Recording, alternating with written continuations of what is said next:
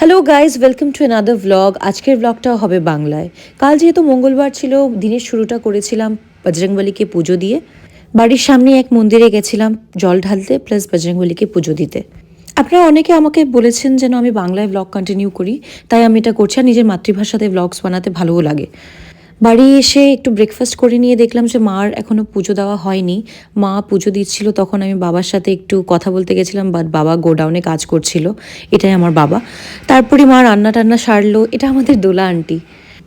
দুপুরবেলা খাওয়া দাওয়া সেরে একটু রেস্ট নিয়ে বিকেল দিকে কাজিন এসেছিলো, তো মায়ের সাথে আর কাজিনের সাথে একটু বেরিয়ে গেলাম ফুচকা খেতে। দই ফুচকা খেতে আমার আর মায়ের দুজনেরই খুব প্রিয় জিনিস। ফুচকা খাওয়ার পরে আমরা একটু ওয়াকে গেলাম, লাইক বিকেল দিকে হাঁটতে ভালো লাগে।